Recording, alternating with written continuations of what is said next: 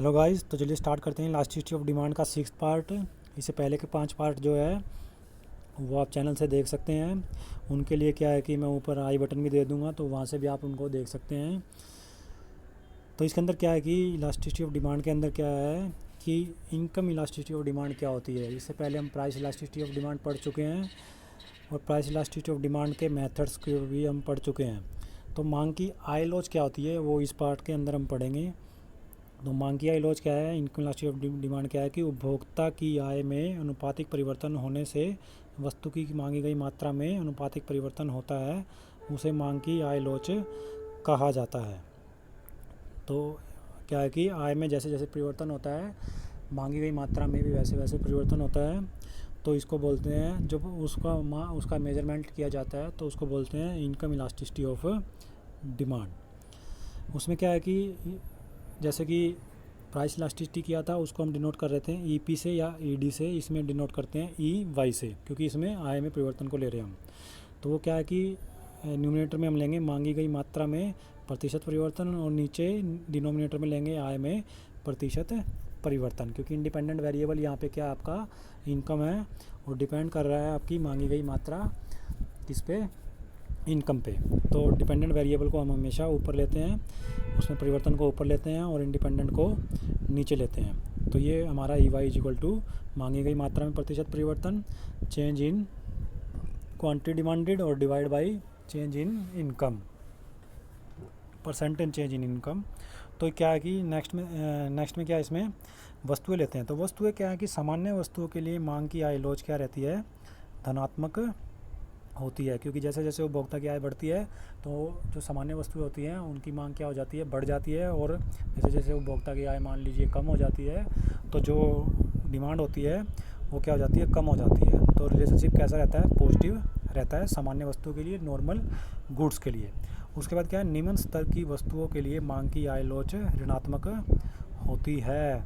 तो इन्फीरियर जो गुड्स होती हैं उनके लिए जो आय लॉज होती है वो क्या होती है, ऋणात्मक होती है। इन्फीरियर मतलब घटिया किस्म की जो वस्तुएं होती हैं उनके लिए जो आय लॉज होती है वो ऋणात्मक होती है। इनकम इलास्टिसिटी ऋणात्मक होती है, नेगेटिव होती है। वो क्यों होती है कि जो घटिया वस्तुएं होती है, जैसे ही उपभोक्ता की आय बढ़ती है उनकी डिमांड वो कम कर देता है, और जैसे ही उपभोक्ता की आय कम होती है उनकी डिमांड वो बढ़ा देता है। तो नेगेटिव रिलेशनशिप होता है किसमें, इन्फीरियर गुड्स के लिए इनकम इलास्टिसिटी के अंदर, इनकम और क्वांटिटी डिमांड के अंदर। उसके बाद क्या है, थर्ड पार्ट, इसमें कुछ वस्तुओं की मांग आय में परिवर्तन के परिणाम स्वरूप अपरिवर्तित रहती है। ऐसी वस्तुओं के लिए मांग की आय लॉज शून्य होती है। मतलब कि कुछ वस्तुएं क्या है कि कुछ वस्तुओं की जो डिमांड होती है, नेसेसिटी टाइप बोल सकते हैं आप उनको, तो उसमें क्या होता है कि आय में परिवर्तन हो या ना हो उनकी डिमांड हमेशा बनी रहती है, उसमें कोई ज़्यादा परिवर्तन नहीं होता है या परिवर्तन बिल्कुल भी नहीं होता है। तो इलास्टिसिटी वो किसके बराबर हो जाती है, शून्य के बराबर हो जाती है। उसके बाद जो हमारा क्या है, ये थी आई की लॉज, मांग की आई laws, income elasticity of demand. उसके बाद है हमारा मांग की आड़ी लॉज या फिर तिरछी लॉज, और इंग्लिश में इसको बोलते हैं क्रॉस इलास्टिसिटी ऑफ डिमांड। और क्रॉस इलास्टिसिटी ऑफ डिमांड क्या होती है हमारी, कि इसमें एक की जगह दो वस्तुओं को साथ में लिया जाता है। तो क्या है कि पढ़ लेते हैं, पहले परिभाषा देख लेते हैं इसको। परिभाषा के अंदर क्या है कि मांग की आड़ी लॉज, तिरछी लॉज किसी एक वस्तु की मांग में वह अनुपातिक परिवर्तन है जो दूसरी या संबंधित वस्तु की कीमत में परिवर्तन के फलस्वरूप होता है या परिणाम स्वरूप होता है। क्योंकि इसके अंदर मैंने आपको पहले ही बता दिया कि एक नहीं बल्कि दो वस्तुएं होती हैं और जो आपस में रिलेट करती हैं एक दूसरे से। तो इसमें क्या होता है कि एक वस्तु की कीमत में परिवर्तन होता है और दूसरी वस्तु की मांगी गई मात्रा में परिवर्तन होता है। तो एक वस्तु की कीमत में परिवर्तन, मान लिया एक्स और वाई दो वस्तुएं, दोनों आपस में रिलेट करती हैं। तो एक्स की कीमत में परिवर्तन होने से वाई की मांगी गई मात्रा में परिवर्तन होता है। इसको बोलते हैं क्रॉस इलास्टिसिटी ऑफ डिमांड। तो इसमें क्या है कि ये जो हमारी होती हैं, इसमें जो फॉर्मूला होता है उसको हम क्या है कि जैसे हमने प्राइस में किया था ईपी या ईडी से डिनोट, और इनकम में किया था ईवाई से डिनोट, इसी तरीके से क्रॉस में करते हैं ईसी से डिनोट। तो वहाँ पे हम क्या लेते हैं, जो एक्स वस्तु है वो हमने नीचे मान लिया कि उसकी कीमत में परिवर्तन हो रहा है, इंडिपेंडेंट वेरिएबल एक्स मान लिया हमने, एक्स वस्तु की कीमत को मान लिया।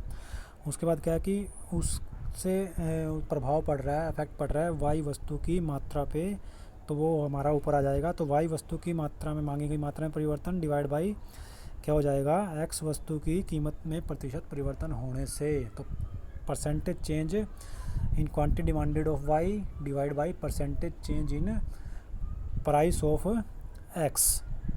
तो ये था हमारा क्या है, क्रॉस इलास्टिसिटी। अब क्या है कि इसमें संबंधित वस्तुएं कौन सी हो सकती हैं वो देख लेते हैं। संबंधित वस्तुएं प्रतिस्थापन वस्तुएं हो सकती हैं या फिर पूरक वस्तुएं हो सकती हैं। तो संबंधित वस्तुएं प्रतिस्थापन हो सकती हैं या पूरक हो सकती हैं। तो प्रतिस्थापन वस्तुओं के लिए क्या है कि मांग की आड़ी लोच या तिरछी लोच क्या होती है, धनात्मक होती है। जैसे कि मैं एग्जांपल ले लेता हूँ, कार और पेट्रोल है। तो कार और पेट्रोल के अंदर क्या है कि कार की जब कीमत बढ़ती है तो पेट्रोल क्या होता है हमारा, कार की कीमत बढ़ने से, क्योंकि जो क्या है कि इसके लिए क्या है कि प्रतिस्थापन सब्स्टिट्यूट के लिए क्या है कि जो आड़ी लोच होती है, तिरछी लोच होती है, वो क्या रहती है, धनात्मक होती है। तो क्या है कि जो पेट्रोल की कीमत है अगर वो बढ़ जाए, सॉरी कार और पेट्रोल नहीं आएगा इसमें हम ले लेते हैं चाय और कॉफ़ी। चाय और कॉफ़ी